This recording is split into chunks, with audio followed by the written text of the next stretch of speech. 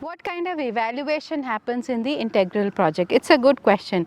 Education systems around the world seem to be obsessed with evaluation, and very often we think that education is evaluation. In fact, exams seem to be more important than the actual process of educating. Everybody, now that this coronavirus has hit and there's a lockdown, everybody is wondering, hey, what about exams? What's going to happen with the kids? What about the certificates? What are they going to learn? It seems that we have lost our focus. It seems that we are more worried about what will be the numbers be on a report card rather than what is happening on the heart and mind of a child. What is evaluation? First we need to understand what is evaluation and why is it necessary. I mean, we don't, we go further and we ask why organize education, but let's not even go there right now. Let's ask ourselves, what is evaluation? Why do we need it? We have to ask fundamental questions about evaluation, about education, to get a clear understanding of something like this.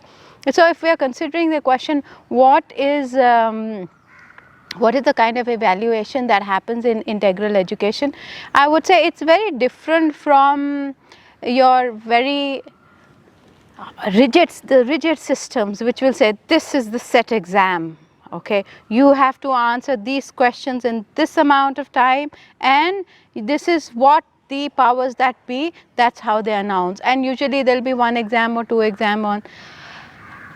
Why do we have an evaluation system like this? Just why? Why in life, how do things operate? In life, we are evaluated every single day. You meet a new person, they are looking at you, they are judging you, they are evaluating you.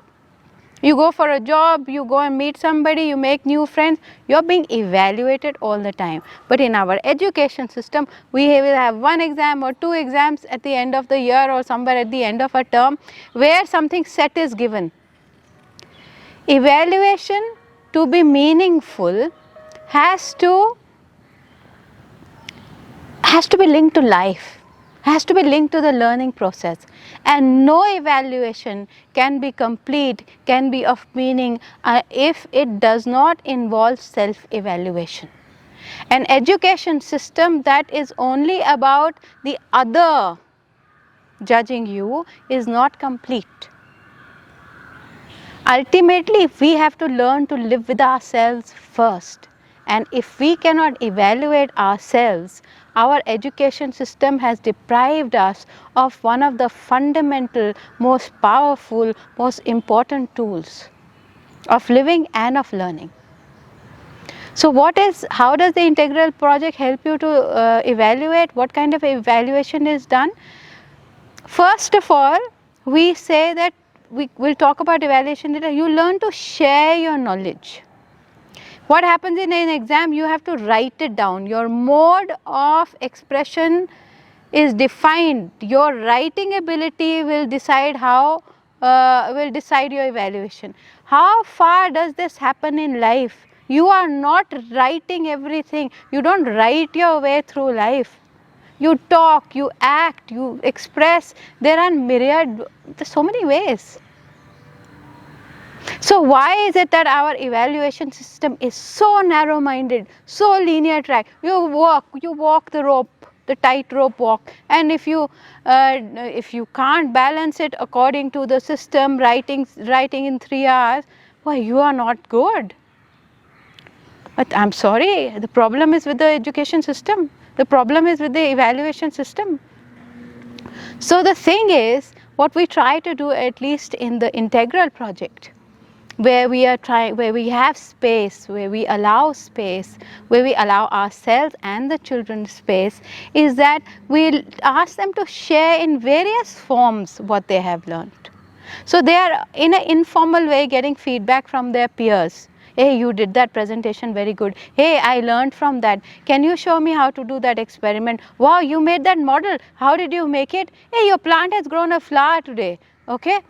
So what's happening? That's a feedback that the child is getting from various avenues.